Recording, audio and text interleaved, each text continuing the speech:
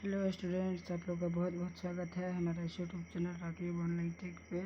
जैसा कि आप लोग को पता है कि आज है जैसा कि आप लोग को पता है कि हमने हमारे यूट्यूब चैनल के एक ग्रुप बनाया है जिसमें कि मैं अपने सारे वीडियो का लिंक शेयर करूंगा टाइम टू टाइम, जिसमें मैंने एक रूटीन भी भेजा है जिसमें जिस दिन जिस सिलेबस का लिखा हुआ रहेगा वो सिलेबस उस दिन होगा। जैसे कि आज मंगल था तो आज था हिस्ट्री और सिविक्स, ठीक है।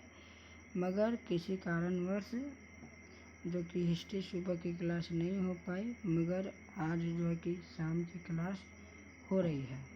तो आइए सिविक्स की क्लास 10 की शुरू करते हैं। पहला चैप्टर रिवीजन के तौर पर हम ख़त्म करवा रहे हैं वन शॉट के आधार पर, ठीक है। ये क्लास लंबा भी जा सकता है या छोटा भी जा सकता है, तो इसके समय पर आप लोग कभी नहीं निर्भर करेंगे, ठीक है। जितना भी समय लगेगा एक चैप्टर को ख़त्म करने में लगाएंगे, इसके लिए आप कोई दिक्कत नहीं है, ठीक है। तो आइए शुरू करते हैं क्लास 10 का सिविक्स का पहला चैप्टर सत्ता की साझेदारी। तो आइए इसमें लाइन बाय लाइन हम पढ़ते हैं, ठीक है। ये NCERT किताब है, ठीक है। इसमें जैसे ये जो है कि 2024-25 का न्यू एडिशन का बुक है, ठीक है। इसमें से कुछ टॉपिक शायद हटाए भी गए होंगे या कुछ नए टॉपिक जोड़े भी गए होंगे, ठीक है। तो इससे घबराना नहीं है। आइए क्लास 10 का ही सिलेबस है, इसी को पढ़ते हैं, ठीक है। तो आइए शुरू करते हैं सत्ता की साझेदारी परिचय में। आइए देखते हैं क्या क्या है। जैसा कि इस अध्याय के साथ हम लोकतंत्र की उस यात्रा को आगे बढ़ाएंगे जो पिछले साल शुरू हुई थी, ठीक है। ये पहला लाइन क्या लिखता है कि इस अध्याय के साथ हम लोकतंत्र की उस यात्रा को आगे बढ़ाएंगे जो पिछले साल शुरू हुई थी। मतलब क्लास 9th में हम लोगों ने लोकतंत्र के बारे में पढ़ना शुरू किया था, तो उसी के साथ हम इसकी शुरुआत करते हैं, ठीक है। आगे देखिए इसके बाद क्या लिखा हुआ है। पिछले साल हमने देखा था कि मतलब हमने क्लास 9th में क्या देखा था, क्लास 9th के सिविक्स में क्या पढ़ा था लोकतंत्र के बारे में, कि लोकतांत्रिक व्यवस्था में सारी ताकत किसी एक अंग तक सीमित नहीं होती है। मतलब लोकतांत्रिक व्यवस्था जो होती है ना, इसमें सारी ताकत किसी एक अंग में नहीं सीमित रहती है, ये सब में बट जाती है, ठीक है। जैसे विधायिका हो गया, न्यायपालिका हो गया, ये और सब है ना। तो आइए देखिए, ये एक जगह तक नहीं होती है, ठीक है। ये एक अंग तक सीमित नहीं होती है। जैसे विधायिका, कार्यपालिका और न्यायपालिका, ये इसकी इन तीनों के बीच पूरी समझ के साथ सत्ता को विकेंद्रित कर देना लोकतंत्र के कामकाज के लिए बहुत जरूरी है, ठीक है। इन तीनों के बीच, कौन तीनों के बीच, विधायिका, कार्यपालिका और न्यायपालिका, ये तीनों ही लोकतंत्र के अंग या संविधान के अंग है, ठीक है। इन तीनों के बीच पूरी समझ के साथ अच्छे से समझ लेने के बाद, अच्छे से देखिए चिंतन कर लेने के बाद सत्ता को इन तीनों के बीच विकेंद्रित कर देना चाहिए, मतलब कि बांट देना चाहिए। इन तीनों के बीच कर देना लोकतंत्र के कामकाज के लिए बहुत ज़रूरी है। ये लोकतंत्र के कामकाज के लिए बहुत ही ज़रूरी है, ठीक है। आगे देखिए, यहाँ पर तक कोई दिक्कत हो तो कोई दिक्कत नहीं है। अगर दिक्कत हो तो आप वीडियो को पॉज करके बार फिर से रिवाइज करके देख सकते हैं, ठीक है। तो आइए देखते हैं फिर आगे इसके आगे क्या होगा। पहले 3 अध्यायों में हम सत्ता के बंटवारे पर सोच विचार को आगे बढ़ाएंगे। जो ये क्लास 10 का सिविक्स है, इसका जो पहला 3 चैप्टर हम लोग पढ़ेंगे ना, फर्स्ट, सेकंड और थर्ड, इसमें हम लोग यह पढ़ेंगे कि सत्ता का बंटवारा किस आधार पर हुआ, ठीक है। तो आगे देखिए, आइए हम बेल्जियम और श्रीलंका की 2 कथाओं के साथ शुरुआत करते हैं, ठीक है। मतलब इस जो पहला चैप्टर है ये सत्ता की साझेदारी, ठीक है। इसमें दो देशों की कहानी पहले पढ़ना है। वो कौन कौन सी है, बेल्जियम और श्रीलंका, ठीक है। ये दोनों देशों की कथाएं हम इस चैप्टर में पढ़ेंगे, ठीक है। कि मतलब ये कि इन दोनों देशों में लोकतांत्रिक व्यवस्था कैसी थी, ये दोनों देश अपने सत्ता को किस प्रकार चलाते थे, किस प्रकार संभालते थे, ठीक है। इन देशों में शासन करने के क्या क्या तरीके थे, या इन दोनों में शासन करने के क्या क्या अंतर थे, ये भी समझेंगे। बहुत सारी इसमें चीज़ें देखेंगे। तो आइए देखते हैं इसके बाद क्या है। श्रीलंका की दो कथाओं के साथ शुरुआत करते हैं। ये दोनों घटनाएं बताती हैं कि विभिन्न लोकतांत्रिक शासन पद्धतियां सत्ता के बंटवारे की मांग से किस तरह निपटती हैं। ये दोनों घटनाएं क्या बताती हैं, तो इसमें क्या कहा है इस लाइन में कि ये पहले तीनों कि आइए कि ये दोनों घटनाएं बताती हैं कि विभिन्न लोकतांत्रिक शासन पद्धतियां सत्ता के बंटवारे की मांग से किस तरह निपटती हैं। ठीक है, ये दोनों घटनाएं हमें क्या बताएंगी कि ये जो विभिन्न तरह की लोकतांत्रिक शासन पद्धतियां हैं विभिन्न देशों में, उन देशों में सत्ता के बंटवारे की मांग से जो समस्या आती है उससे वे लोग कैसे निपटते हैं। ठीक है, ये दोनों कथों में कहानियों में यही मुख्य रूप से हम लोग पढ़ने वाले हैं। ठीक है, तो आइए इसके आगे देखते हैं कि इन घटनाओं से यह समझने में कुछ मदद मिलेगी कि आखिर लोकतंत्र में सत्ता के बंटवारे की ज़रूरत क्यों होती है। इस कहानी से हमें ये समझने में भी मदद मिलेगी कि आखिर लोकतंत्र में सत्ता के बंटवारे की ज़रूरत क्यों पड़ी। अगर ये सत्ता जो लोकतंत्र में है, ये जो विभिन्न जो विधायिका है, कार्यपालिका है, न्यायपालिका है, इन तीनों के बीच शक्तियों के विभाजन को बांटना क्यों जरूरी हुआ। ठीक है, ये कहानी से हमें इसकी भी समझ आएगी। ठीक है, तो आइए देखते हैं इसके बाद क्या लिखा हुआ है।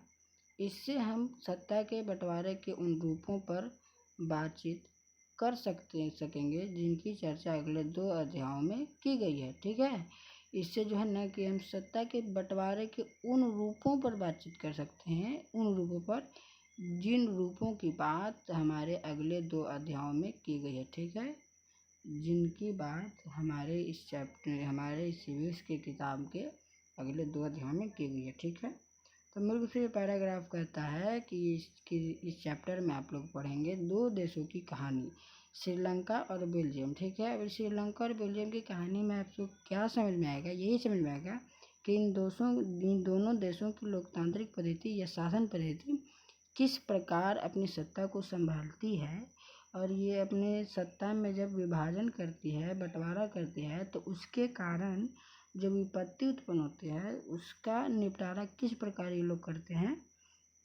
उसी चीज़ को हम लोग इस चैप्टर में समझेंगे। ठीक है, अगर कोई दिक्कत हो तो वीडियो को पॉज करके फिर से रिवाइंड करके इस वीडियो को सुन सकते हैं। ठीक है, अगर फिर भी कुछ दिक्कत हो तो आप हमें बताएं कि यहाँ पर दिक्कत हो रही है, हम उसे संभालने की कोशिश करेंगे। ठीक है, तो आइए देखते हैं इसके आगे बेल्जियम और श्रीलंका। ठीक है, यहाँ से हमारी इस चैप्टर की कहानी शुरू होती है। ठीक है, देखिए क्या हुआ दिया हुआ है।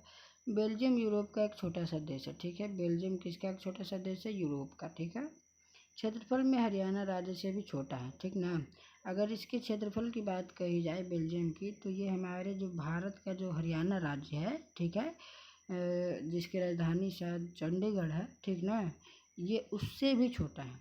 समझ लीजिए मतलब ये कितना छोटा है, हमारे भारत के सिर्फ एक राज्य से भी छोटा है क्षेत्रफल के हिसाब से। ठीक है, इसकी जो सीमाएं हैं किन देशों से लगती है, फ्रांस, नीदरलैंड, जर्मनी और लग्जमबर्ग से लगती है। ठीक है, इसकी सीमाएं कहाँ कहाँ से लगती है, नीदरलैंड, जर्मनी, फ्रांस और लग्जमबर्ग से, इस सब देश से लगती है। ठीक है, क्वेश्चन पूछेगा कि बेल्जियम की सीमा किन किन देशों से लगती है, तो ये आंसर मुझे दे देना है कि बेल्जियम की सीमाएं फ्रांस, नीदरलैंड, जर्मनी और लग्जमबर्ग से लगती है। ठीक है, क्योंकि क्वेश्चन कुछ भी पूछा जा सकता है, कोई गारंटी नहीं है। ठीक ना, और ये भी पूछा सकता है कि बेल्जियम की तुलना हमारे भारत के किस राज्य से की गई है, तो हरियाणा राज्य से। ठीक है, आगे देखिए, इसकी आबादी 1 करोड़ से थोड़ी अधिक है। ये जो बेल्जियम देश है, इसकी आबादी मतलब इसकी जनसंख्या के हिसाब से मान लिया जाए तो 1 करोड़ से भी अधिक, 1 करोड़ से थोड़ी सी अधिक है। ठीक ना, 1 करोड़ से थोड़ा सा ज़्यादा है, यानी हरियाणा की आबादी से करीब आधी है। ये हरियाणा की आबादी से आधी है। ठीक ना, मतलब हरियाणा का जितना आबादी है उसका आधा है ये बेल्जियम की आबादी। सोच लीजिए कितना छोटा है, इसे की आबादी से करीब आधी है। इस छोटे से देश के समाज की जातीय बनावट बहुत जटिल है। इस छोटा सा जो देश है ना, इसके समाज की जातीय बनावट जो है ना बहुत जटिल है। मतलब कि जात के आधार पर ये लोग बहुत एक तरह से मान लीजिए कि इस देश के लोग बहुत जल्दी बढ़ जाते हैं या भेदभाव उत्पन्न कर देते हैं, ठीक है, एक तरह से ये भी मान सकते हैं। आगे देखिए इसमें क्या दिया हुआ है, देश की कुल आबादी का 59% हिस्सा फ्लेमिश इलाके में रहता है, ठीक है। क्वेश्चन पूछेगा कि बेल्जियम देश की कुल आबादी का कितना फीसदी हिस्सा फ्लेमिश इलाके में रहता है, तो 59%, ठीक है। कितना फीसदी? 59%, मतलब 59%, ठीक है। या ऐसे भी क्वेश्चन पूछ सकता है कि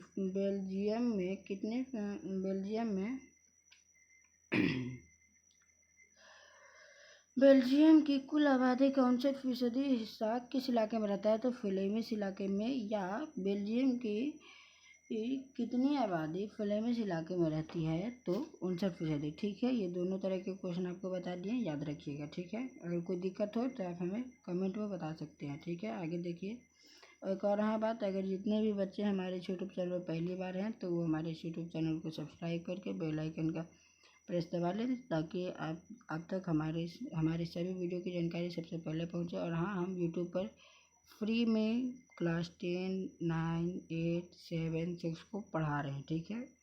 इसका भी कोई कॉस्ट नहीं है। जब हमारा ऐप आएगा इसका तो देखा जाएगा, या उसमें भी फ्री पढ़ाई करा दी जाएगी, कोई ठीक नहीं, ठीक है।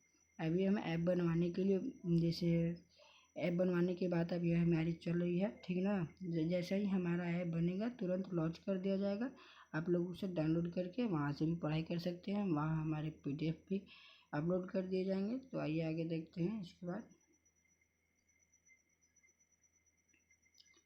इलाके में रहता है और डच बोलता है, ठीक है। और कौन सी भाषा बोलती है फ्लेमिश इलाके में? 59% डच भाषा बोलती है, ठीक है। डच भाषा बोलते हैं। क्वेश्चन पूछेगा कि बेल्जियम देश की 59% आबादी जो फ्लेमिश इलाके में रहती है वो कौन सी भाषा बोलती है, तो डच बोलती है, ठीक है। कौन सी भाषा बोलती है? डच बोलती है, ये याद रखिएगा। आगे देखिए, शेष 40% लोग वोलोनियो क्षेत्र में रहते हैं। जो 40% बेल्जियम देश के जो लोग हैं वो किस क्षेत्र में रहते हैं? वेलोनिया देश में, ठीक है। वेलोनिया क्षेत्र में एक क्षेत्र है वेलोनिया, उसी क्षेत्र में रहते हैं, ठीक है। और फ्रेंच बोलते हैं। कौन सी भाषा बोलते हैं? फ्रेंच भाषा बोलते हैं, ठीक है, याद रहेगा। कौन सी भाषा बोलते हैं? फ्रेंच। 40% लोग वेलोनिया क्षेत्र में रहते हैं बेल्जियम के, और कौन सी भाषा बोलते हैं? फ्रेंच भाषा, ठीक है। अब अगर देखिए, शेष 1% लोग जर्मन बोलते हैं। जो 1% बचा ना, वो लोग कौन सी भाषा बोलते हैं? जर्मनी, ठीक है।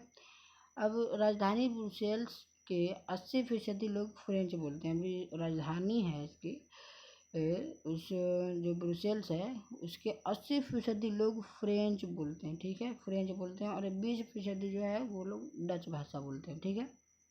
कोई दिक्कत नहीं है इतना दूर तक, दिक्कत तो होना नहीं चाहिए। वैसे कोई इतना टफ नहीं है ये वाला पैराग्राफ। तो आगे देखिए इसके आगे, अल्पसंख्यक फ्रेंच भाषी लोग तुलनात्मक रूप से ज़्यादा समृद्ध और ताकतवर रहे हैं।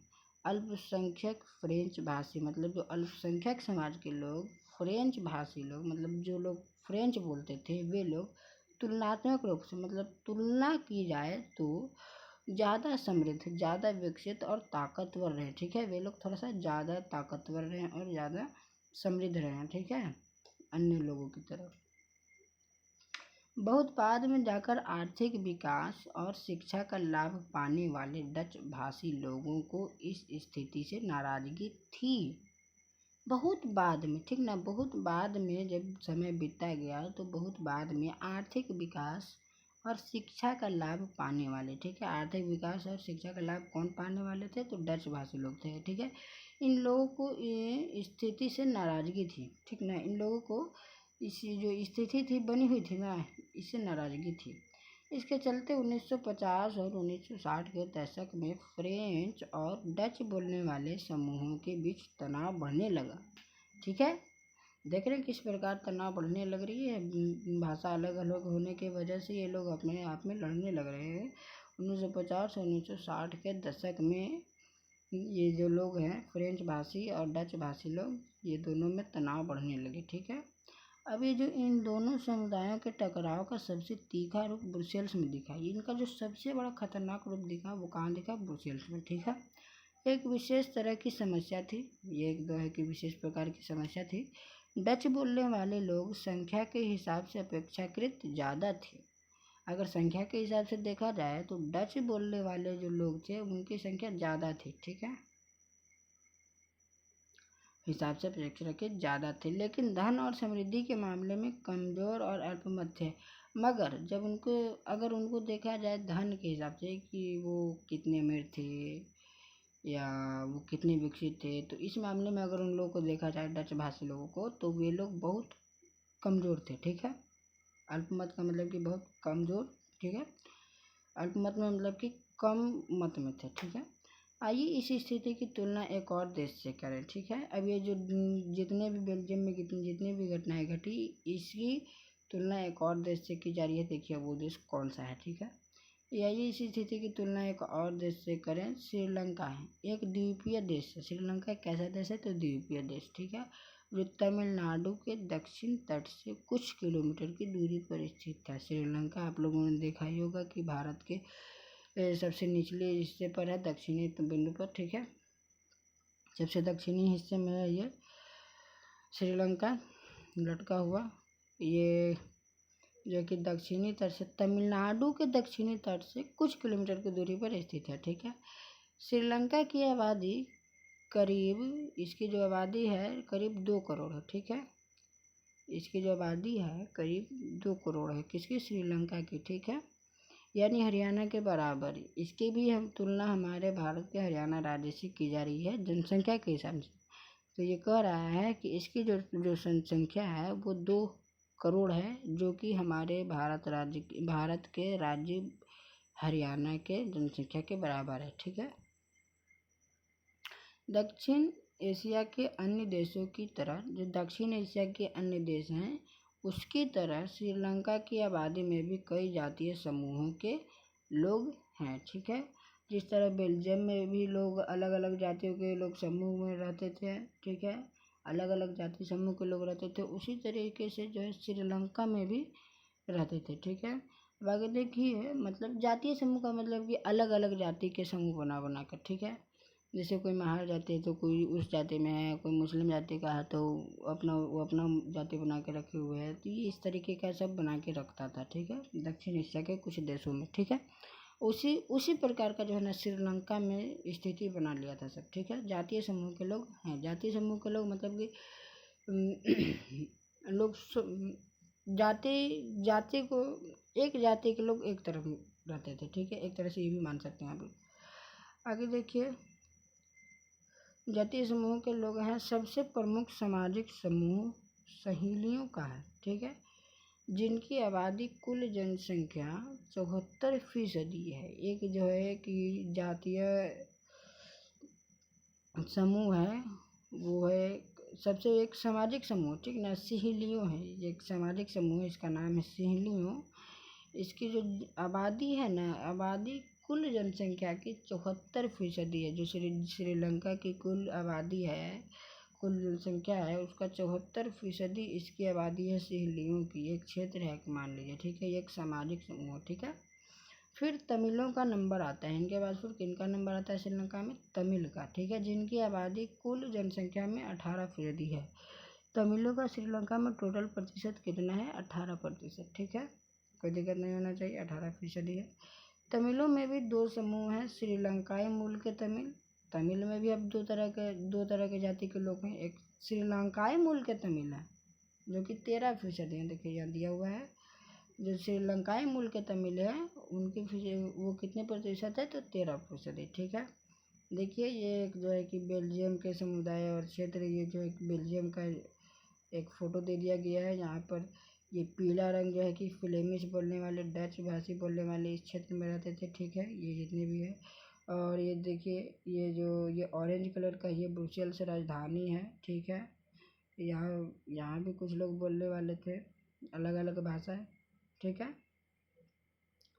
अब देखिए जो लाल कलर का क्षेत्र है ये है वेलोन क्षेत्र, आपको बताए थे वेलियाना क्षेत्र ऐसी कुछ था, मतलब इसका असली नाम है वेलोन, ठीक है। यहाँ फ्रेंच भाषी रहते थे ये पूरे क्षेत्र में, ये देख लीजिए आप। ये एरिया के हिसाब से भी आप देख सकते हैं कि कौन सी भाषा अधिक बोली जाती थी। और ये देखिए ये जो लाल के ऊपर ये जो डंडी यहाँ संकेत दिया हुआ है यहाँ पर, यह जर्मन भाषा, मतलब इस एरिया में, ठीक है, कौन सी एरिया में, ये एरिया में, इस एरिया में जर्मन भाषी लोग ज़्यादा रहते थे। ठीक है, ठीक है, कोई दिक्कत नहीं होना चाहिए। अब आगे देखिए, इसके आगे क्या दिया हुआ है।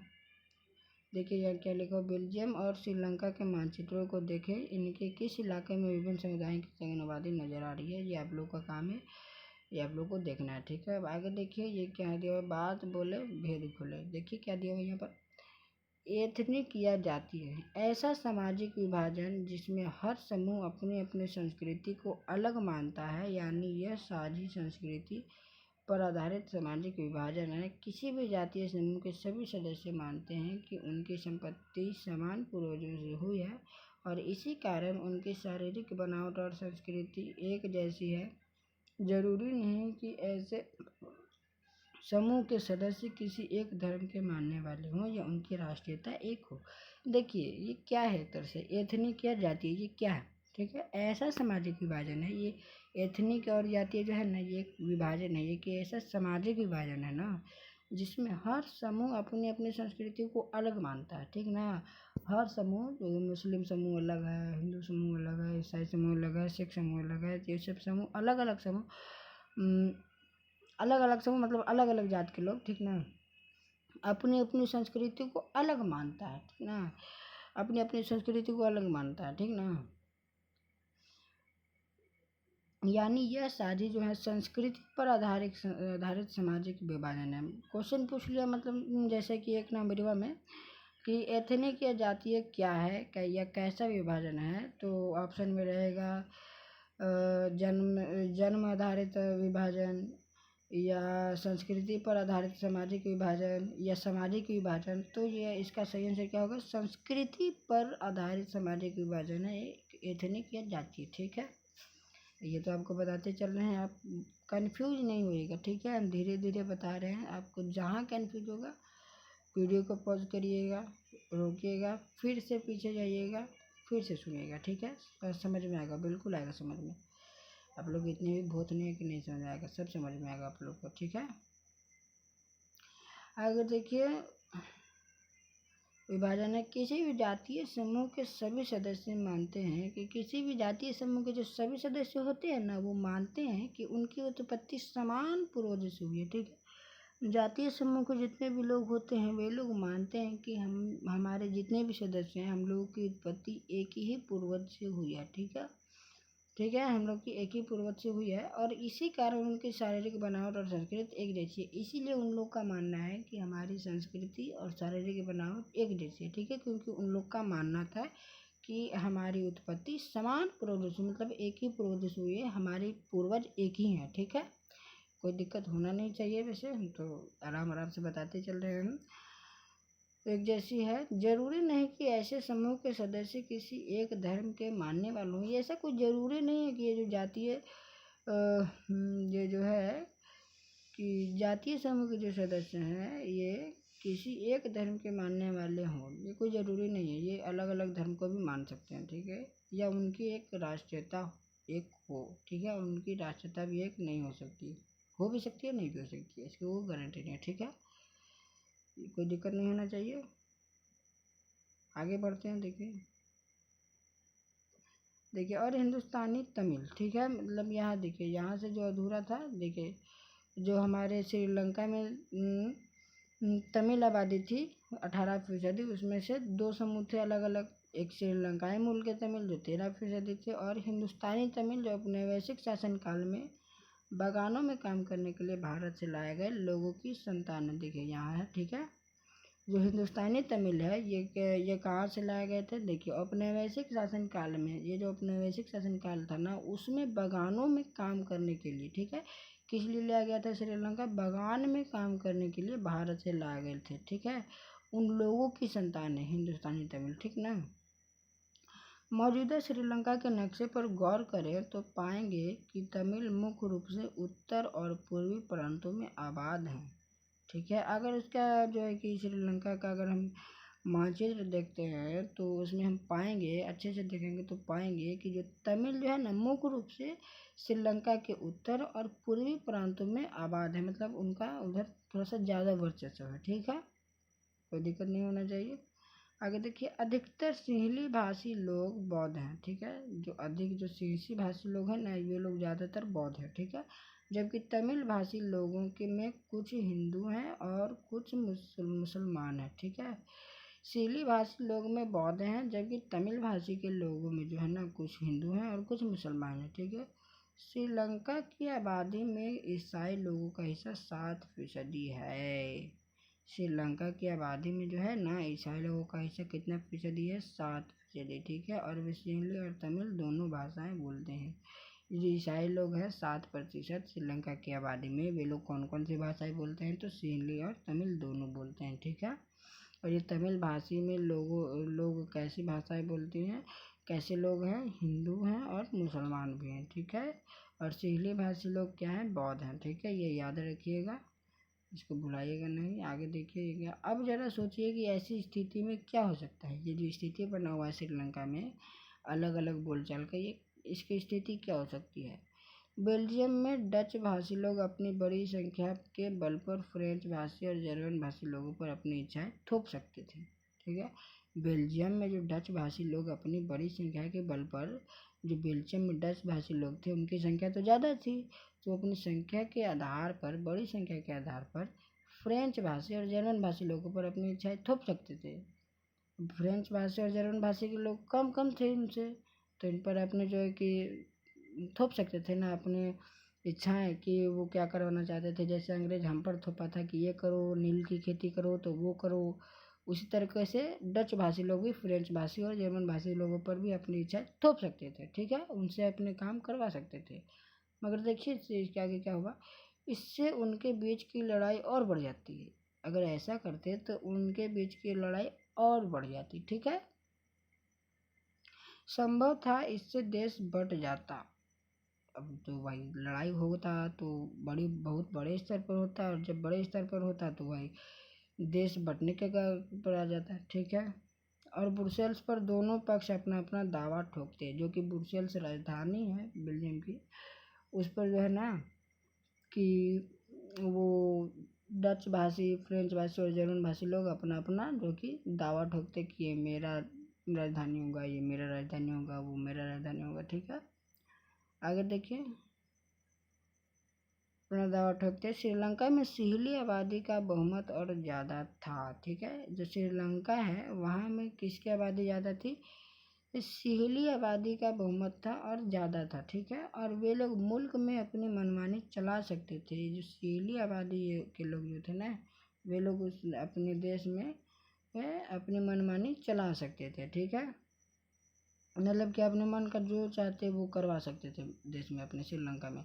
अब यह देखें कि असल में दोनों देशों में क्या क्या हुआ। अब देखिए कि असल में दोनों देशों में क्या क्या हुआ। देखिए अब यहाँ से शुरू होता है। श्रीलंका में बहुसंख्यकवाद, ठीक है। सन 1948 में श्रीलंका स्वतंत्र राष्ट्र बना, ठीक है। श्रीलंका स्वतंत्र राष्ट्र कब बना? सन 1948 ईस्वी में, ठीक है। क्वेश्चन पूछेगा कि श्रीलंका स्वतंत्र कब हुआ? तो 1948 में, ठीक है। सिंहली समुदाय के नेताओं ने अपनी बहुसंख्या के बल पर शासन पर प्रभुत्व जमाना चाहा, ठीक है।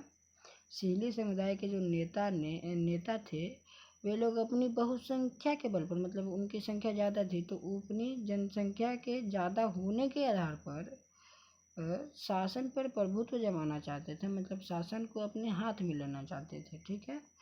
इस वजह से लोकतांत्रिक रूप से निर्वाचित सरकार ने सिंहली समुदाय की प्रभुत्व कायम करने के लिए अपनी बहुसंख्यक परस्ती के तहत कई कदम उठाए, ठीक है। इस वजह से उसके वजह से जो है कि लोकतांत्रिक रूप से निर्वाचित सरकार, जो लोकतांत्रिक रूप मतलब कि जिस सरकार को जनता चुनती है, ठीक है। जिस सरकार को जनता चुनती है अपने मन से, अपने विचार से, अपने नज़रिए से, अपने रंग से, ठीक है, उसको बोलते हैं लोकतांत्रिक सरकार, ठीक है। निर्वाचित सरकार ने सिंहली समुदाय की प्रभुता कायम करने के लिए जो सरकार चुनी गई, वो सरकार सिंहली समुदाय की जो प्रभुता कायम करने के लिए अपनी बहुसंख्यक परस्ती के तहत कई कदम उठाए। ये बहुत सारे कदम उठाए उसको कायम करने के लिए, ठीक है। आगे देखिए, 1956 में एक कानून बनाया गया जिसके तहत तमिल को दरकिनार करके सिंहली को एकमात्र राजभाषा घोषित कर दिया गया। देखिए वहाँ कुल श्रीलंका में क्या क्या चल रहा था। ठीक है, 1956 में जो है ना कि एक कानून बनाया गया। ठीक है, जिसके तहत क्या किया गया, तमिल को दरकिनार करके, मतलब कि तमिल को कोई वैल्यू नहीं दिया लोग। ठीक है, मतलब तमिल को हगोड़ा भगोड़ा सब कर दिया, भगोड़ा खदेड़न, उसको कुछ नहीं माना। ठीक ना।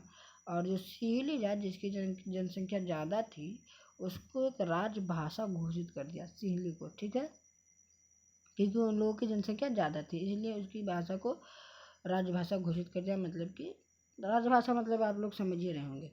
ठीक है, विश्वविद्यालय और सरकारी नौकरियों में सिंहलियों को प्राथमिकता देने की नीति भी चली। देखिए ये जो सरकार थी उस समय विश्वविद्यालयों, यूनिवर्सिटी और सरकारी नौकरियों में, गवर्नमेंट जॉब में भी सिंहलियों को प्राथमिकता देने की नीति भी चली। मतलब कि सिंहलियों को सबसे पहले भरना, जितने भी अगर सरकारी नौकरी में सिंहली बने तो सबसे पहले सिंहली को सेलेक्ट करना है। अगर विश्वविद्यालय में कोई सिंहली का बच्चा पढ़ रहा है तो उस सिंहली के बच्चों को पहले नामांकन देना है। ठीक है, ये सब प्राथमिकता देने की नीति चली उस वक्त। ठीक है, मगर नए संविधान में यह प्रावधान भी किया गया कि सरकार बौद्ध मत को संरक्षण और बढ़ावा देगी। मगर जो नया संविधान बना उसमें यह प्रावधान किया गया कि सरकार को बौद्ध मत को संरक्षण और बढ़ावा देगी। बौद्ध जो बौद्ध धर्म के लोग भी हैं ना, तो बौद्ध को भी संरक्षण मतलब कि उसको भी बचाना होगा और बढ़ावा देना होगा, उसको भी बढ़ाना होगा। ठीक है, आगे देखिए क्या दिया हुआ है। एक एक करके आए इन सरकारी फैसलों ने श्रीलंकाई तमिलों की नाराजगी और शासन को लेकर उनमें बेगानापन बढ़ाया। अब जैसे जैसे ये नियम बनते गए तमिल लोग देखते गए कि हमारे लिए सरकार कुछ कर ही नहीं रही है, सिर्फ सिंहली के लिए कर रही है, सिर्फ बौद्ध के लिए कर रही है, तमिलों पर कुछ ध्यान नहीं दिया जा रहा है। तो ये देखते देखते ये तमिलों को है ना, श्रीलंकाई तमिल जो थे ना, वे लोग सरकारी फैसलों पर नाराजगी पैदा करने लगे, बेगानापन बढ़ाया। मतलब कि वो लोग थे कि अपने देश को अपना देश नहीं मानते थे कि मेरा देश नहीं है, इसने मेरे लिए कुछ नहीं किया, ये ऐसा वो लोग सोचने लगे थे। ठीक है, उन्हें लगा कि बौद्ध धर्मावलंबी सिंहलियों के नेतृत्व वाली सारी राजनीतिक पार्टियां उनकी भाषा और संस्कृति को लेकर असंवेदनशील है। उन्हें क्या लगा, उन्हें लगा कि बौद्ध धर्मावलंबी, ठीक है, जो बौद्ध धर्मावलंबी है, बौद्ध को मानने वाले हैं, बौद्ध धर्म, सिंहलियों के नेतृत्व वाली सारी राजनीतिक पार्टियां, ठीक है, सिंहली के नेतृत्व में जो सारी राजनीतिक पार्टियां ना, उनकी भाषा और संस्कृति को लेकर असंवेदनशील है। ठीक है, उन्हें लगा कि संविधान और सरकार की नीतियां उन्हें समान राजनीतिक अधिकारों से वंचित कर रही है। तमिलों को जो लगा, श्रीलंकाई तमिलों को लगा कि संविधान और सरकार की नीतियां जो निकल रही हैं उन्हें समान राजनीतिक अधिकारों से वंचित कर रही है। मतलब कि हमें समान अधिकार नहीं मिल रहा है, राजनीति में हमें सिंहलियों की तरह अधिकार नहीं मिल रहे हैं। ठीक है, नौकरियों और फायदे के अन्य कामों में उनके साथ भेदभाव हो रहा है। ठीक है, नौकरियां और फायदा के जो अन्य काम में हो रहा है ना, कि उनको लग रहा है कि मेरे साथ भेदभाव हो रहा है। किनको लग रहा है, श्रीलंकाई तमिलों को। ठीक है, और उनके हितों की अनदेखी की जा रही है। मतलब कि उनके हित मतलब उनके प्रति अनदेखी की जा रही है। ठीक है, उनको अनदेखा किया जा रहा है। परिणाम यह हुआ कि तमिल और सिंहली समुदायों के संबंध बिगड़ते चले गए। धीरे धीरे परिणाम यह हुआ कि जो सिंहली लोग थे और तमिल लोग थे, ये दोनों में रिश्ते खराब होने लगे। ठीक है, न कोई सिंहली तमिल से अच्छा से बात करे, न कोई तमिल सिंहली से अच्छा बात करे। ठीक है, ये सब ऐसा सब होने लगा था वहाँ पर। ठीक है, अब ये देखिए है श्रीलंका, ये क्या है, श्रीलंका, यह श्रीलंका का फोटो देखिए। यहाँ पर क्या है, ये जो पीला कलर है ये सिंहली भाषी। देखिए सिंहली भाषी लोग कितने ज़्यादा थे। ठीक है, देखिए ज़्यादा है ना। अब फिर ये जो ऑरेंज कलर का है श्रीलंकाई तमिल है, ये जो है श्रीलंकाई तमिल है। ठीक है, ये क्या है, श्रीलंकाई तमिल, इस क्षेत्र में श्रीलंकाई तमिल लोग रहते थे। ठीक है, अब ये जो डार्क कलर का है ये है भारतवंशी तमिल। ठीक है, मतलब ये जो भारत से लाए गए कारीगरों के जिनको बागान में काम करने के लिए बुलाया गया था उनके संतान है ये, ठीक है, भारतवंशी तमिल। और ये देखिए ये जो इस तरीके का बूंदा बूंदा जो है ना, ये सिर्फ मुसलमान, ठीक है, कोई दिक्कत नहीं होना चाहिए, ठीक है। ये देखिए ये श्रीलंका के दो अन्य राज्य हैं या प्रदेश बोल सकते हैं, ये टिंकोमाली और बट्टिकालोआ, इसको याद कर लिया, ठीक है। टिंकोमाली क्वेश्चन पूछ सकता है कि टिंकोमाली और बट्टिकालोआ किस देश के प्रदेश हैं या किस देश में स्थित है। तो जो आपको जवाब पता नहीं रहेगा तो भाई आंसर आप कहाँ से बताइएगा, तो आंसर अब याद कर लीजिए कि ये श्रीलंका में, ठीक है। और ये देखिए जाफना भी श्रीलंका में है यहाँ पर, ठीक है, कोई दिक्कत नहीं होना चाहिए। अब आगे देखिए, अब आगे बढ़ते हैं। देखिए यहाँ पर भी बहुसंख्यकवाद क्या है, ठीक है। देखिए क्या है, यह मान्यता कि अगर कोई समुदाय बहुसंख्यक है, बहुसंख्यक का मतलब कि बहुत अधिक संख्या में, ठीक है, तो वह अपने मनचाहे ढंग से देश का शासन कर सकता है, ठीक है। यह मान्यता कि अगर कोई समुदाय बहुसंख्यक को कोई भी समुदाय का जनसंख्या ज़्यादा होगा तो वो अपने मनचाहे ढंग से देश का शासन कर सकता है, उसको जो मन में रहेगा वो देश में कर सकता है, ठीक है, या और दूसरों से करवा सकता है, ठीक है। और इसके लिए वह अल्पसंख्यक समुदाय की ज़रूरत या इच्छाओं की अवहेलना कर सकता है। अभी जो अल्पसंख्यक मतलब कि जिन समुदायों की संख्या कम है, जिन समुदायों में सदस्यों की संख्या कम है या लोगों की संख्या कम है, उनकी ज़रूरतों को या इच्छाओं की अवहेलना कर सकते हैं, मतलब कि उनकी ज़रूरतों को या इच्छाओं को ठुकरा सकते हैं, ठीक है। मतलब जो कम जनसंख्या वाले लोग हैं उनकी इच्छाएं नहीं पूरी हो सकती, उनकी ज़रूरतें नहीं पूरी कर सकते हैं वो लोग, ठीक है। इसी को कहते हैं बहुसंख्यकवाद, ठीक है, याद रहेगा ये।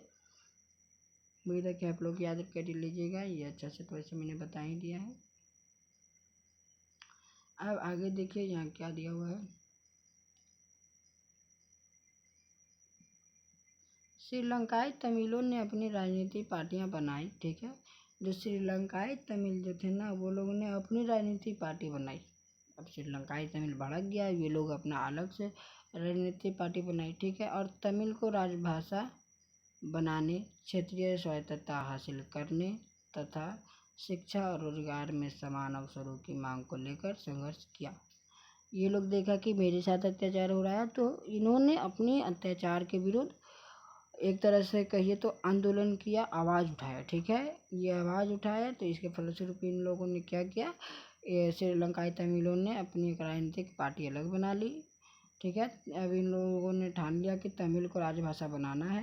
क्षेत्रीय स्वायत्तता मतलब कि हमारा एक अलग क्षेत्र चाहिए हासिल करने तथा शिक्षा और रोजगार में समान अवसरों की मांग, मतलब शिक्षा और जो है कि रोजगार में, एजुकेशन और रोजगार में कमाने धमाने में समान मांग को, मतलब कि जितना उसको अधिकार मिल रहा है उतना मेरे को भी अधिकार मिलना चाहिए, इसी को बोलते हैं समान अवसर, ठीक है। कि मांग को लेकर संघर्ष किया, इन लोगों ने संघर्ष किया, ठीक। लेकिन तमिलों की आबादी वाले इलाके की स्वायत्तता की उनकी मांगों को लगातार नकारा गया। लेकिन जो तमिलों की आबादी वाले इलाके की स्वायत्तता की उनकी मांग था ना, उनको लगातार नकारा गया, मतलब उनको नहीं माना गया, ठीक है। 1980 के दशक तक उत्तर पूर्वी श्रीलंका में स्वतंत्र तमिल ईलम बनाने की मांग को लेकर अनेक राजनीतिक संगठन बने, ठीक है। 1980 के दशक जो था ना, उस दशक तक 1980 के दशक तक उत्तरी पूर्वी श्रीलंका में जो है ना कि स्वतंत्र तमिल ईलम सरकार, ठीक है, स्वतंत्र तमिल ईलम बनाने की मांग को लेकर अनेक राजनीतिक संगठन बने, बहुत सारे राजनीतिक संगठन बनने लगे, ठीक है। श्रीलंका में कोई दिक्कत नहीं होना चाहिए, ठीक है। अब आगे देखिए, बेल्जियम की समझदारी। देखिए बेल्जियम क्या किया, बेल्जियम के नेताओं ने श्रीलंका से अलग रास्ता अपनाने का फैसला किया, ठीक है। बेल्जियम के जो नेता लोग थे उन लोगों ने श्रीलंका से अलग रास्ता अपनाने का फैसला किया, ठीक है। उन्होंने क्षेत्रीय अंतरों और सांस्कृतिक विविधता को स्वीकार किया। उन लोगों ने जो है कि क्षेत्रीय अंतर को स्वीकारा और सांस्कृतिक विविधता को भी स्वीकार कर लिया, ठीक है। भाई अंतर है तो अंतर रहने दो, कोई दिक्कत नहीं है, ठीक है। 1970 और 1993 के बीच उन्होंने अपने संविधान में 4 संशोधन सिर्फ इस बात के लिए किए कि देश में रहने वाले किसी भी आदमी को बेगानेपन का एहसास न हो। देखिए बेल्जियम की चतुर्वादी क्या क्या। बेल्जियम ने यही किया कि 1970 और 1993 के बीच जो है कि उन्होंने अपने संविधान में 4 संशोधन किया, और 4 संशोधन सिर्फ इस बात के लिए किया कि देश में रहने वाले किसी भी आदमी को बेगानापन मतलब अकेलापन ये ना महसूस हो कि वो देश मेरा नहीं। ठीक है, इसके लिए वो लोगों ने 4 संशोधन किए। ठीक है, और सभी मिलजुल कर रह सकें। देखिए बेल्जियम की चतुराई क्या किया। उन्होंने इसके लिए जो व्यवस्था की वो बहुत ही कल्पनाशील है तथा कोई और देश ऐसा नहीं कर पाया। बेल्जियम के मॉडल विषय जानकारियों के लिए देखो कि कुछ मुख्य बातें निम्नलिखित हैं। देखिए निम्नलिखित मतलब नीचे लिखा गया है, ये पॉइंट जितने भी दिए हुए हैं ना ये सब लिखा हुआ है। ठीक है, देखिए क्या लिखा हुआ। संविधान में इस बात का स्पष्ट प्रावधान है कि केंद्रीय सरकार में डच और फ्रेंच भाषी मंत्रियों की संख्या समान होगी। देखिए संविधान में लोगों ने क्या कर दिया, ये लिख दिया कि संविधान में इस बात का स्पष्ट प्रावधान है कि यह प्रावधान है कि केंद्रीय सरकार में सेंट्रल गवर्नमेंट में डच और फ्रेंच भाषी जो हैं, ये दोनों भाषी जो हैं, डच बोलने वाले भी और फ्रेंच बोलने वाले भी, ठीक है, इन दोनों मंत्रियों की संख्या समान रहेगी, बराबर रहेगी। जितने डच बोलने वाले रहेंगे उतने ही फ्रेंच बोलने वाले भी रहेंगे। ठीक है, अब आगे देखिए, कुछ विशेष कानून तभी बन सकते हैं, कुछ स्पेशल कानून तभी बन सकता है जब दोनों भाषाई समूह के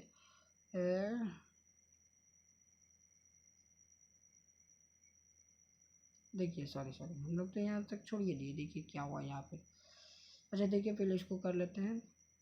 जब दोनों भाषाई समूहों के सांसदों का बहुमत उसके पक्ष में हो। देखिए फिर यहाँ से फिर से पढ़ेंगे, समान रहेगी। कुछ विशेष कानून तभी बन सकते हैं, कुछ स्पेशल कानून तभी बनेगा जब दोनों भाषाई समूह के सांसद जो है ना, उन सांसदों का बहुमत उसके पक्ष में हो। ठीक है, इस प्रकार किसी एक समुदाय के लोग एक तरफा फैसला नहीं कर सकते हैं। ठीक है, कोई दिक्कत नहीं होना चाहिए। केंद्र सरकार की अनेक शक्तियां देश के 2 इलाकों की क्षेत्रीय सरकारों को सुपुर्द कर दी गई है, यानी राज्य सरकारें केंद्रीय सरकार के अधीन नहीं है। ठीक है, केंद्र सरकार की जो बहुत सारी शक्तियां थी देश के 2 इलाकों के क्षेत्रीय सरकारों को सुपुर्द कर दी गई है। मतलब देश के 2 इलाकों के 2 अलग अलग इलाकों के क्षेत्रों के क्षेत्रीय सरकारों को सुपुर्द कर दी गई है। ठीक है, यानी राज्य सरकारें केंद्रीय सरकार के अधीन नहीं है। ब्रुसेल्स में अलग सरकार है, ब्रुसेल्स में अलग सरकार है, और इसमें दोनों समुदायों का समान प्रतिनिधित्व है। सरकार तो अलग है मगर इन दोनों का समान प्रतिनिधित्व है, मतलब कि दोनों फ्रेंच भाषी और डच भाषी दोनों समान है। ठीक है, फ्रेंच भाषी लोगों ने ब्रुसेल्स में समान प्रतिनिधित्व की इस प्रस्ताव को स्वीकार किया। फ्रेंच भाषी लोगों ने इसको स्वीकार किया क्योंकि डच भाषी लोगों ने केंद्रीय सरकार में बराबरी का प्रतिनिधित्व स्वीकार किया था, क्योंकि डच भाषी लोगों ने जो केंद्रीय सरकार में बराबरी था ना उसका प्रतिनिधित्व स्वीकार किया था। ठीक है, कोई दिक्कत नहीं होना चाहिए। आगे देखते हैं इसके आगे। देखिए क्या दिया हुआ है, ये क्या लिखा हुआ है, मोंटेग्ने बर्ग स्ट्राट ग्रैंड प्लेस ग्रोट मार्केट। देखिए क्या लिखा हुआ है, बेल्जियम की एक बस्ती का पता यहाँ दिए गए फोटोग्राफ में अंकित है। एक फोटोग्राफ है, इसमें एक एड्रेस दिया हुआ है। गौर करें कि स्थान का नाम और दिशा जानकारी 2 भाषाओं फ्रेंच और डच में दी गई है। देखिए ये एक बस्ती का पता है कि जो दोनों भाषाओं में दिया गया है, एक फ्रेंच में दिया हुआ है और एक डच में दिया हुआ है। ठीक है, मतलब दोनों में सुलह करा दी है। ठीक है, देखिए आगे देखिए, केंद्रीय राज्य सरकारों के अलावा यहाँ एक तीसरे स्तर की सरकार भी काम करती है, यानी सामुदायिक सरकार। ठीक है, 2 सरकार तो पहले से बनाया था, केंद्रीय सरकार और राज्य सरकार। इसके अलावा एक और सरकार है जो कि सामुदायिक सरकार है। ठीक है, इस सरकार का चुनाव एक ही भाषा बोलने वाले लोग करते हैं। ठीक है, डच फ्रेंच और जर्मन बोलने वाले समुदाय के लोग चाहे वे जहाँ भी रहते हों इस सामुदायिक सरकार को चुनते हैं। इस सरकार को सांस्कृतिक, शिक्षा और भाषा जैसे मसलों पर फैसले लेने का अधिकार है। ठीक है, बेल्जियम, आपको बेल्जियम का मॉडल कुछ जटिल लग सकता है, निश्चित रूप से यह जटिल है। खुद बेल्जियम में रहने वाले लोगों के लिए भी, ठीक है, कुछ जटिल लग सकता है, मगर खुद पर यह व्यवस्था बेहद सफल रही। कुछ जटिल था, मतलब कुछ कठोर टाइप का था, मगर ये जो है व्यवस्था थी ये सफल हुई, ठीक है। दोनों बेल्जियम की जनता को आपस में बांध कर रखने के लिए सफल हुई ये व्यवस्था, ठीक है। इससे मुल्क में गृह युद्ध की आशंकाओं पर विराम लग गया, ठीक है। इससे जो क्या है कि बेल्जियम में अगर वो कानून नहीं लगाए जाते तो आपस में लड़ाई होती, तो आपस में लड़ाई होती मतलब घर में ही युद्ध हो गया। घर में युद्ध को बोलते हैं गृह युद्ध, तो वो गृह युद्ध होने से रोक लिया गया, ठीक है।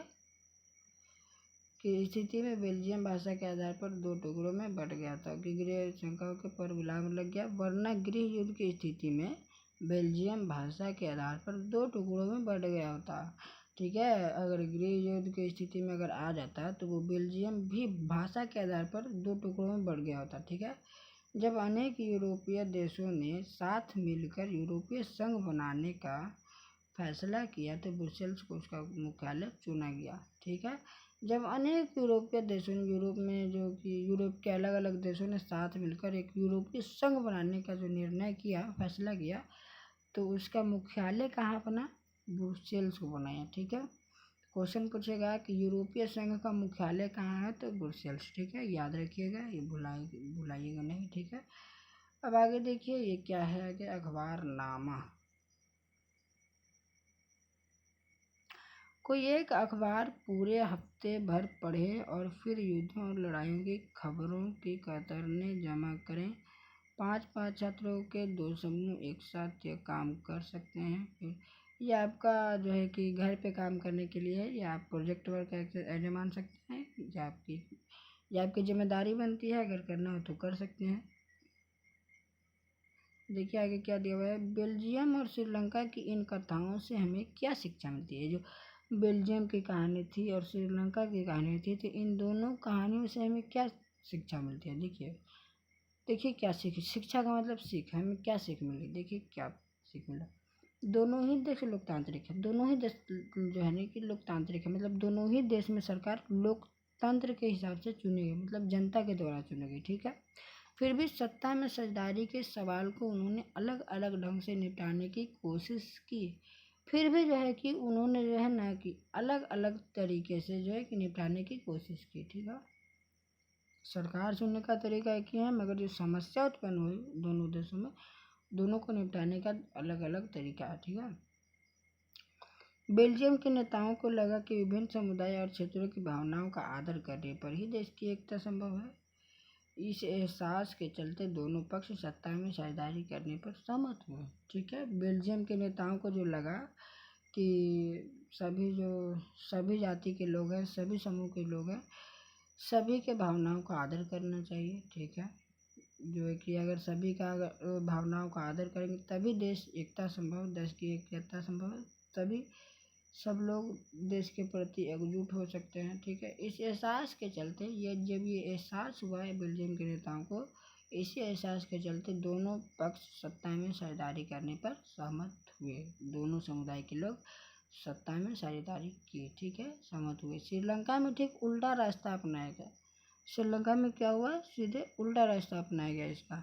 इससे यह पता चलता है कि अगर बहुसंख्यक समुदाय दूसरों पर प्रभुत्व कायम करने और सत्ता में उनको हिस्सेदारी न बनाने का फैसला करता है तो इससे देश की एकता ही संकट में पड़ सकती है। तो इससे क्या पता चलता है कि श्रीलंका में जो चल रहा था कि बहुसंख्यक लोग अपना प्रभुत्व जमा रहा था, ठीक है। तो इससे हमें क्या सीख मिलती है, अगर बहुसंख्यक लोग जो है कि देश का शासन करने लगे, बहुसंख्यक समुदाय के लोग, तो कि देश संकट में पड़ सकता है, ठीक है। देश के लोग एकजुट नहीं हो पाएंगे समस्या के समय, ठीक है, जिससे कि देश खतरे में पड़ सकता है। तो आइए अब आगे देखते हैं कि इसका आगे क्या टॉपिक है।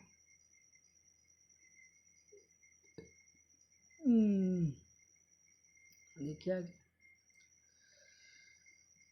यह है सत्ता की हिस्सेदारी क्यों जरूरी है। देखिए इसमें क्या दिया हुआ, देखिए अगला टॉपिक क्या है इसका, सत्ता की हिस्सेदारी क्यों जरूरी है, मतलब सत्ता में जो साझेदारी है वो क्यों जरूरी है, ठीक है। देखिए इसमें क्या लिखा, इस प्रकार सत्ता के बंटवारे के पक्ष में दो तरह के तर्क दिए जा सकते हैं। ठीक है, इस प्रकार सत्ता के बंटवारे के पक्ष में, ठीक है, दो तरह के तर्क दिए जा सकते हैं, मतलब दो तरह का लॉजिक दिया जा सकता है।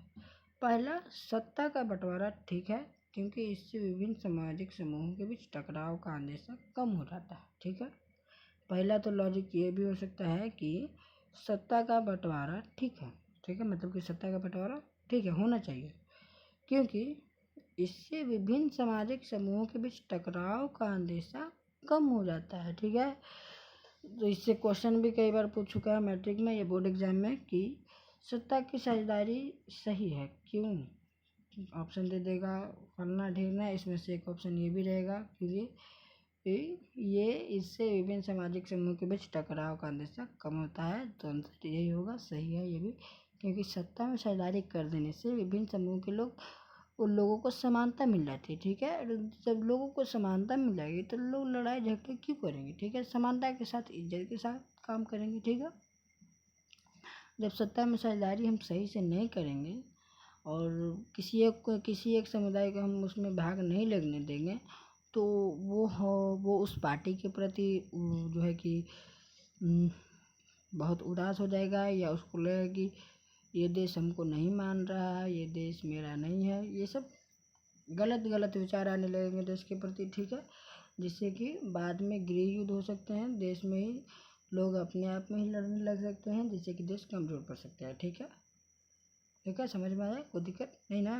देखिए आगे, क्योंकि सामाजिक टकराव, ठीक है, आगे बढ़कर अक्सर हिंसा, राजनीतिक और स्थिरता का रूप ले लेता है। ठीक है, जो सामाजिक टकराव है ना, आगे बढ़कर अगर ये सामाजिक टकराव अगर को नहीं रोका जाए इसको, तो आगे बढ़कर अक्सर हिंसा, मतलब लड़ाई झगड़ा, कहीं मार्च हो गया, मार्च का मतलब जैसे वो होता है ना, दंगा हो गया, इस सब का रूप ले लेता है। ठीक है, इसलिए सत्ता में हिस्सा दे देना राजनीतिक व्यवस्था के स्थायित्व के लिए अच्छा है। ठीक है, बहुसंख्यक समुदाय की इच्छा को बाकी सभी पर थोपना तत्कालिक तौर पर लाभकारी लग सकता है, पर आगे चलकर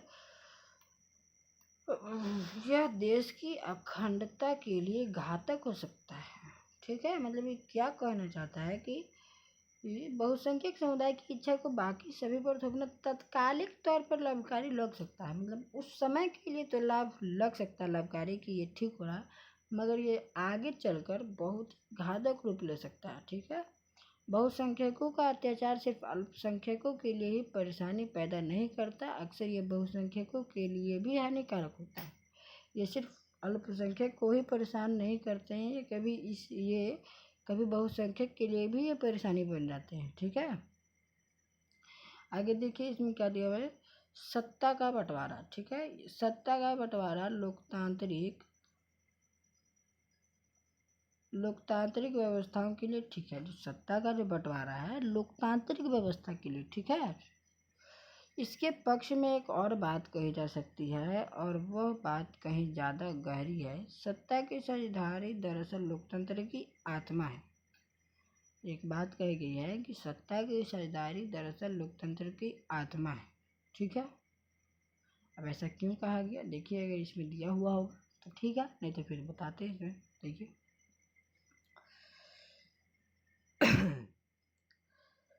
लोकतंत्र का मतलब ही होता है कि जो लोग इस शासन व्यवस्था के अंतर्गत हैं उनके बीच सत्ता को बांटा जाए और ये लोग इसी ढर्रे से रहें। इसीलिए वैध सरकार वही है जिसमें अपनी भागीदारी के माध्यम से सभी समूह शासन व्यवस्था से जुड़ते हैं। ठीक है, लोकतंत्र का मतलब ही होता है कि जो लोग इस शासन व्यवस्था के अंतर्गत आते हैं उनके बीच, जो लोग लोकतांत्रिक व्यवस्था से जुड़ते हैं उन लोगों के बीच जो कि सत्ता को बांटा जाए।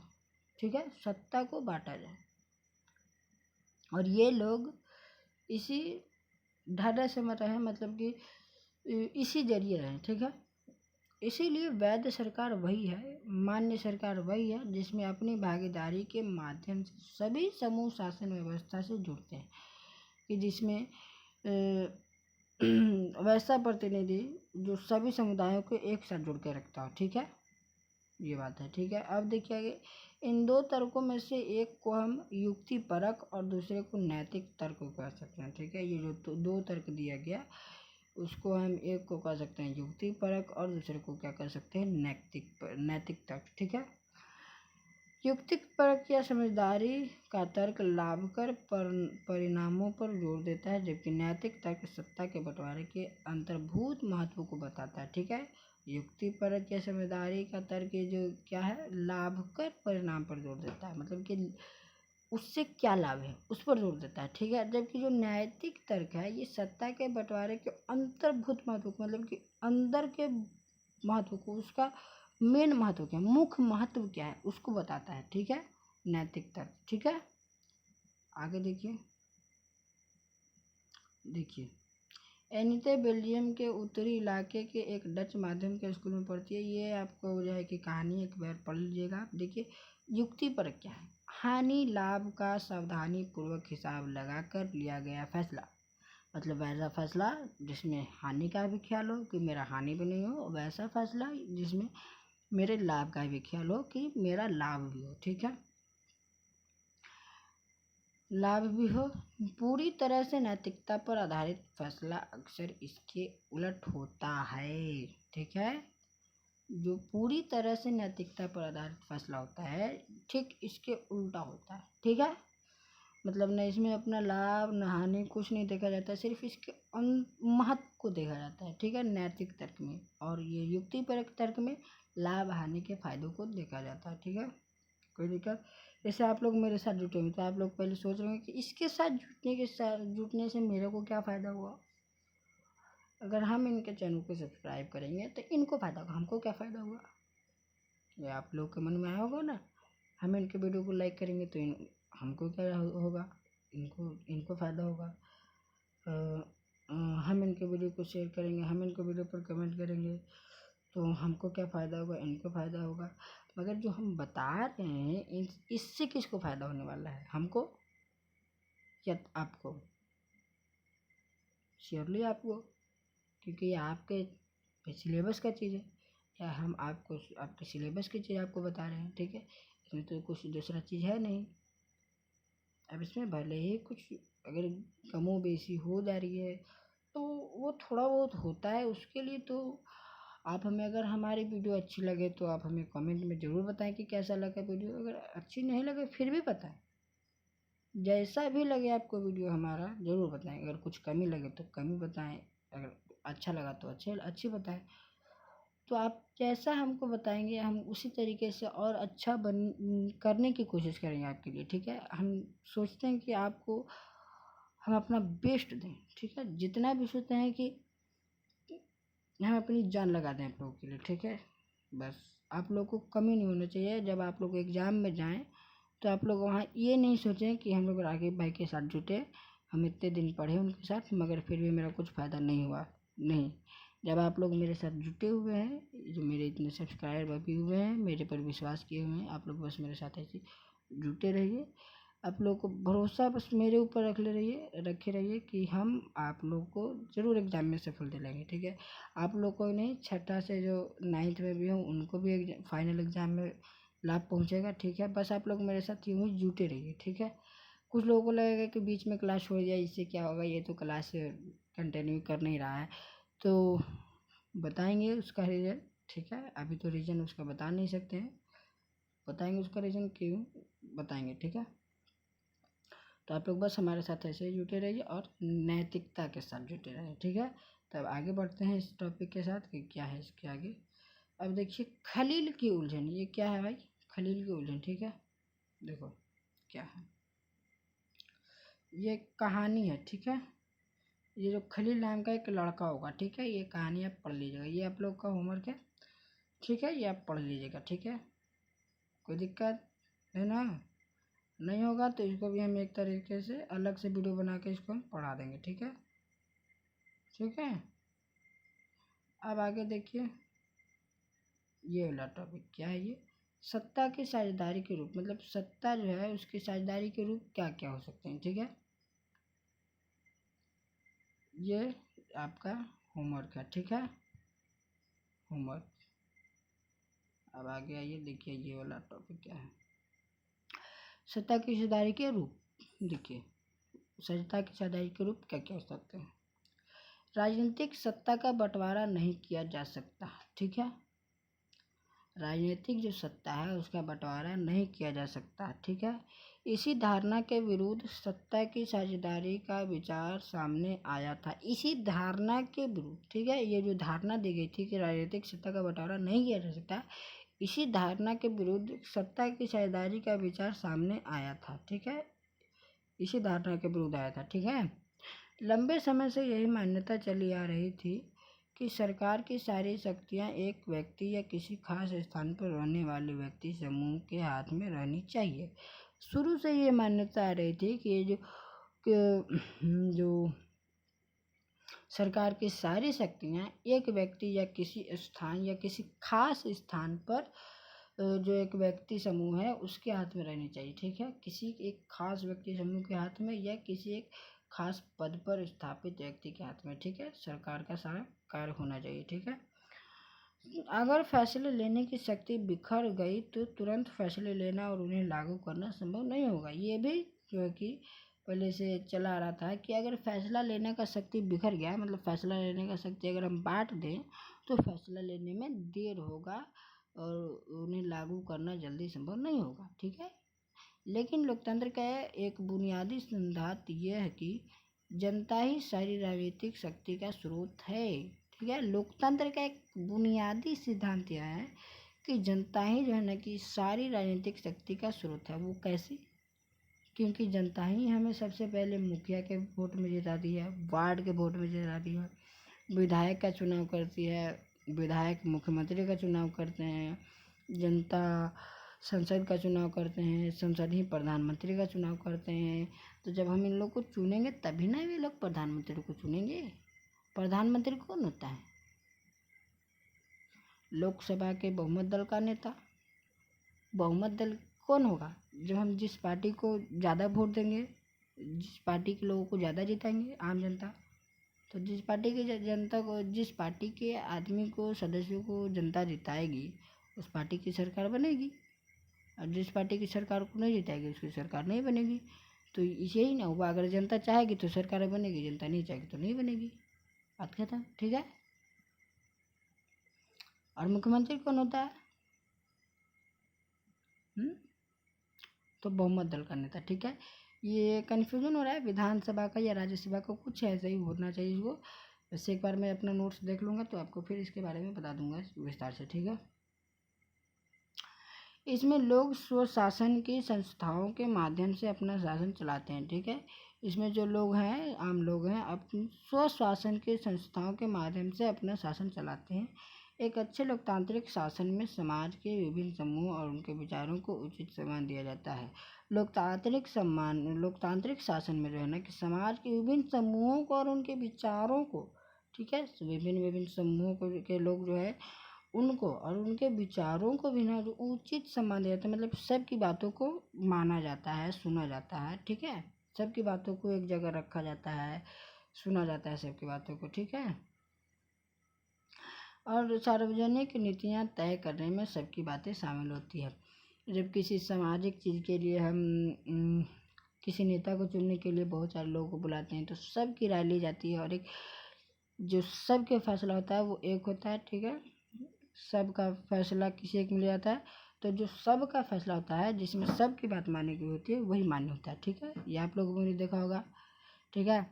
4 गो दोस्त है, 4 गो में से 3 गो दोस्त बोलता है कि वो करना है, एक गो दोस्त नहीं ये नहीं करना है, तो आपका भी पार्टी कैंसिल, ठीक है।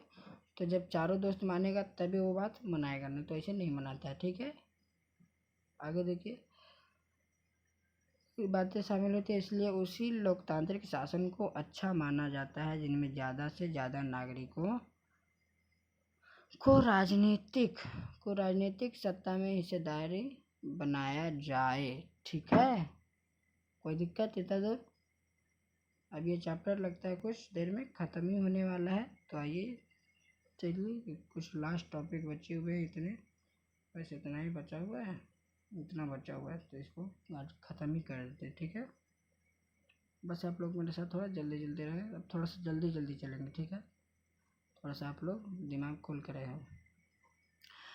आधुनिक लोकतांत्रिक व्यवस्थाओं में सत्ता की साझेदारी के अनेक रूप हो सकते हैं। आइए हम कुछ प्रचलित उदाहरणों पर गौर करें। ये उदाहरण है लोकतांत्रिक व्यवस्थाओं में सत्ता की साझेदारी के। ठीक है, जैसे देखो, शासन के विभिन्न अंग जैसे विधायिका, कार्यपालिका और न्यायपालिका के बीच सत्ता का बंटवारा रहता है। ठीक है, और जो शासन के विभिन्न अंग है, विधायिका है, कार्यपालिका है, न्यायपालिका है, इनके बीच सत्ता का बंटवारा रहता है। ठीक है, हम सत्ता का क्षैतिज वितरण कहेंगे। ठीक है, ये जो विधायिका और कार्यपालिका और न्यायपालिका के पास जो शक्तियों का वितरण होता है, ठीक है, सत्ता का बंटवारा रहता है।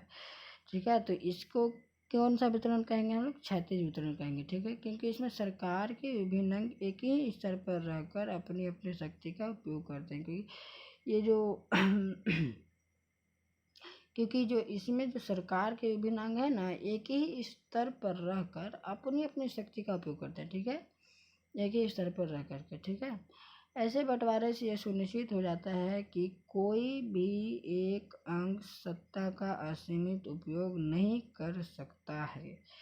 इससे यह सुनिश्चित होता है कि कोई भी एक अंग जो है ना कि सत्ता का असीमित मतलब अनलिमिटेड यूज नहीं कर सकता है। ठीक है, एक लिमिट तक ही यूज कर सकता है। कार्यपालिका सिर्फ कानून को बनाने का ही काम कर सकता है, विधायिका कानून को लागू करने का ही काम कर सकता है, न्यायपालिका सिर्फ न्याय करने का ही काम कर सकता है। ठीक है, ये सब अलग अलग काम है, ये सब इतना ही तक कर सकता है, इससे ज़्यादा और कुछ कर नहीं सकता है। ठीक है, नहीं कर सकता।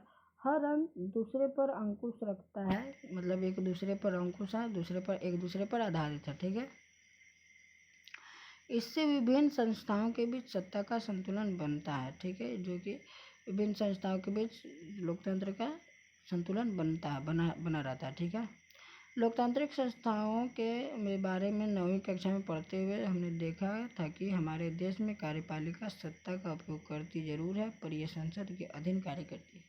9वीं कक्षा में हमने ये पढ़ लिया था कि कार्यपालिका जो है ना कि सत्ता का उपयोग करती जरूर है, मगर ये जो है ना कि संसद के अधीन कार्य करती है। ठीक है, मतलब एक तरह से मान लिया जाए तो कि संसद के निर्देशानुसार ही ये काम करती है। ठीक है, न्यायपालिका की नियुक्ति कार्यपालिका करती है। न्यायपालिका की नियुक्ति कौन करती है? कार्यपालिका। ठीक है, क्वेश्चन पूछ देगा कहने कि न्यायपालिका की नियुक्ति निम्नलिखित में से शासन का कौन सा अंग करता है, तो आंसर में दे देना है कार्यपालिका। ठीक है, पर न्यायपालिका ही कार्यपालिका पर और विधायिका द्वारा बनाए कानूनों पर अंकुश रखती है। ठीक है, मतलब जो न्यायपालिका है, भले ही न्यायपालिका की नियुक्ति कार्यपालिका करती है, मगर न्यायपालिका ही जो है ना कार्यपालिका पर और विधायिका द्वारा बनाए गए कानूनों पर अंकुश रख दिया, मतलब ये दोनों पर अपना कब्जा एक तरह से बनाए रखती है, मान लीजिए। ठीक है, इस व्यवस्था को नियंत्रण और संतुलन की व्यवस्था भी कहते हैं। इस जो व्यवस्था जो पूरा बताए हम, इसको कौन सा व्यवस्था कहते हैं? नियंत्रण और संतुलन की व्यवस्था। तो आप उम्मीद है कि आप लोग इतनी आराम से भाषा में समझ गए होंगे। ठीक है, अगर किसी को भी इतना सा भी नहीं समझ में आया तो वो हमें कमेंट करके ज़रूर बताएं, या वीडियो को पॉज करके वीडियो को फिर से देखें। ठीक है, और आप लोगों से एक और बात, इस वीडियो को ज़्यादा से ज़्यादा शेयर करें, लाइक करें और कमेंट करें। आप लोग हमारी वीडियो को ना शेयर करते हैं ना लाइक करते हैं, हमें बहुत दुख होता है। हम इतनी मेहनत से वीडियो बनाते हैं, हमें तो एडिटिंग तक नहीं आती है, मगर जैसे तैसे वीडियो आप लोग की जो डाल देते हैं, अपलोड कर देते हैं। तो आप लोग थोड़ा सा मेरे लिए तो इतना कर ही सकते हैं कि शेयर कर सकते हैं दूसरों के, अपने दोस्तों के पास कमेंट कर सकते हैं, एक लाइक कर सकते हैं, कि लाइक करने में क्या जाता है आप लोग का। और एक अगर आप हमारे यूट्यूब चैनल पर नए हैं तो एक सब्सक्राइब कर दें, क्या दिक्कत है। आप लोग को एक नॉलेजेबल वीडियो मिलती रहेगी, ऐसी तैयारी आप लोगों की ऐसी मस्त चलती रहेगी। चलिए आगे देखते हैं। दूसरा, सरकार के बीच की विभिन्न स्तरों पर सत्ता का बंटवारा हो सकता है। ठीक है, सरकार के बीच भी जो है ना कि विभिन्न स्तर पर बंटवारा हो सकता है सत्ता का, जैसे पूरे देश के लिए एक सामान्य सरकार हो और फिर प्रांत या क्षेत्रीय स्तर पर अलग अलग सरकार रहे। पूरे देश के लिए बनने वाली ऐसी सामान्य सरकार को अक्सर संघ या केंद्र सरकार कहते हैं। ठीक है,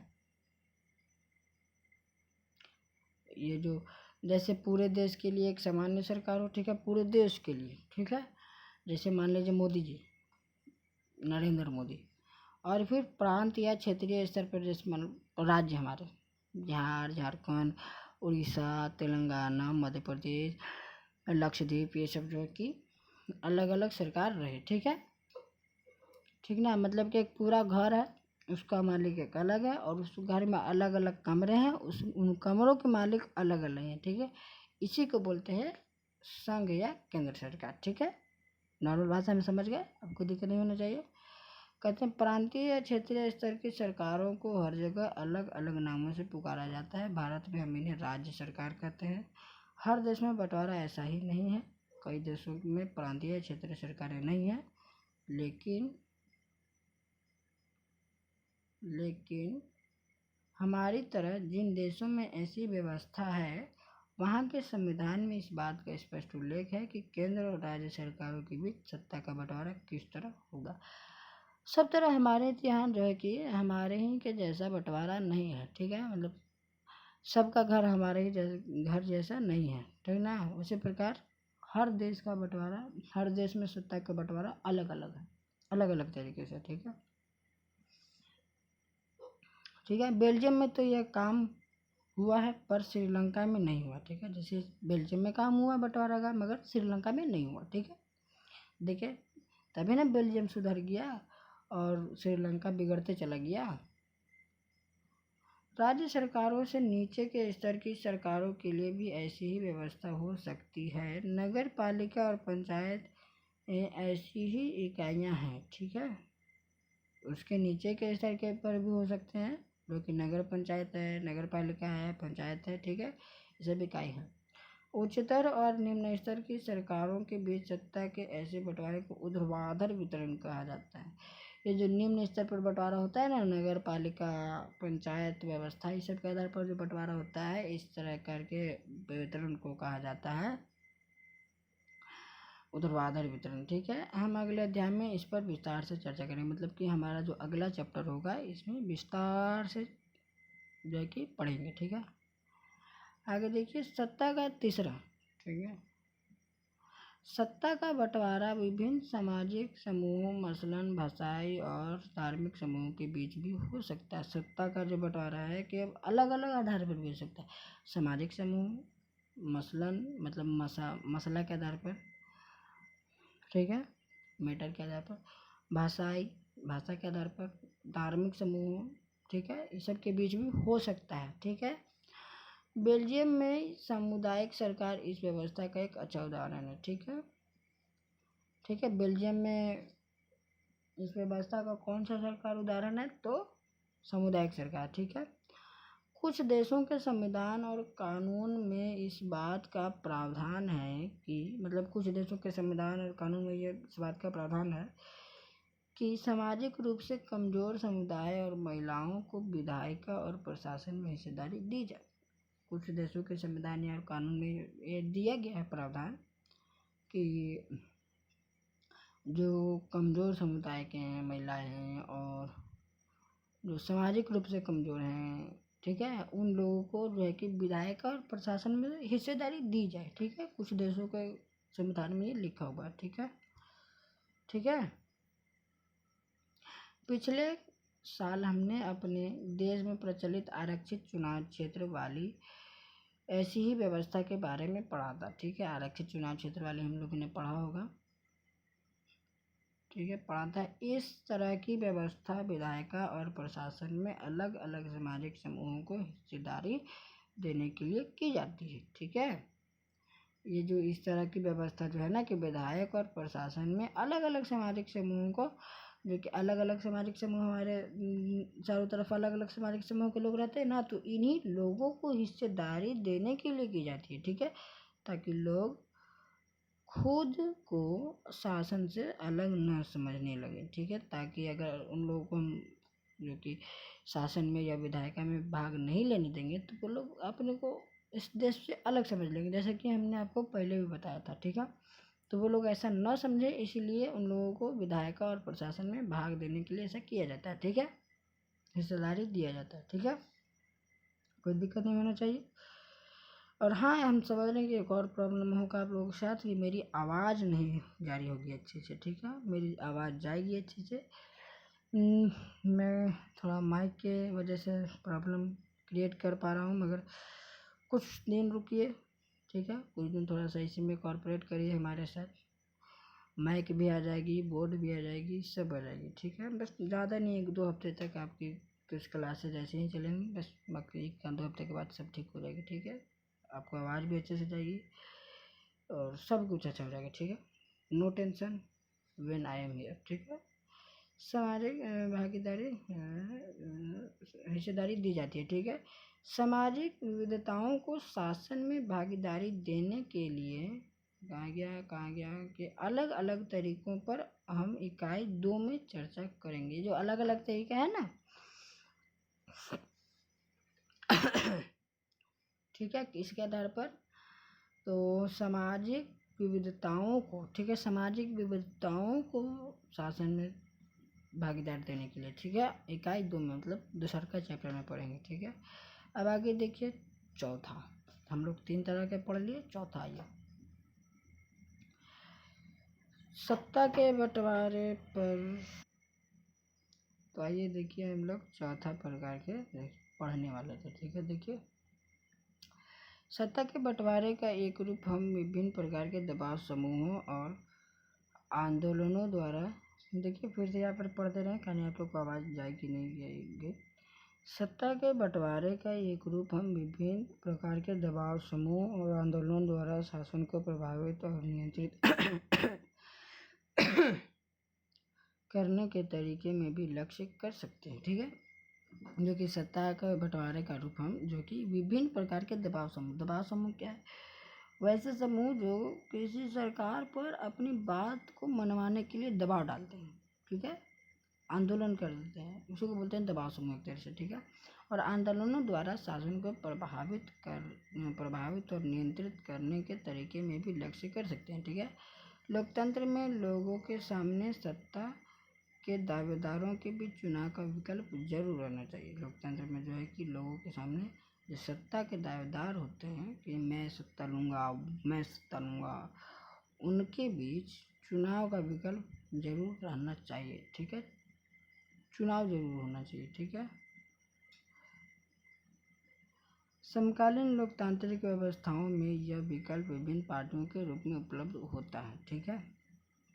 विभिन्न पार्टी के रूप में उपलब्ध होता है कि मतलब समकालीन मतलब कि अब का मान लीजिए एक तरह से कि अब के समय में जो चुनाव है, एक पार्टी के रूप में विभिन्न पार्टियों के जो आदमी थे दावेदार, अब पार्टियों के रूप में आने लगे, ठीक है। मैं वो पार्टी से हूँ, मैं वो पार्टी से हूँ, फलना पार्टी से हूँ, फलना पार्टी से हूँ, ये सब अलग अलग पार्टी से, ठीक है, अपराध होता है। पार्टियां सत्ता के लिए आपस में प्रतिस्पर्धा करते हैं। पार्टियां जो है ना कि आपस में प्रतिस्पर्धा कर मतलब लड़ती है। कैसे हम लोग अपने में एक स्टूडेंट दूसरे स्टूडेंट से लड़ते हैं कि तुम कैसे फर्स्ट आ गए, मैं कैसे फर्स्ट नहीं आऊँगा, मैं फिर में फर्स्ट आऊँगा, तुमको मैं फेल करूँगा। उसी तरीके से जो है कि पार्टियां एक दूसरे से लड़ती हैं। ये नहीं कि मारा काटी तलवार चलाते हैं, वह नहीं करते, बोली से वे लोग लड़ते हैं, ठीक है। वो पार्टी उसके बारे में गलत बोलेगा, वो पार्टी उसके बारे में गलत बोलेगा, तो ठीक है, ये सब ऐसे ही करते रहेगा और क्या, कैसे लड़ेगा वो। सुनिश्चित कर देती है, प्रतिस्पर्धा करती है।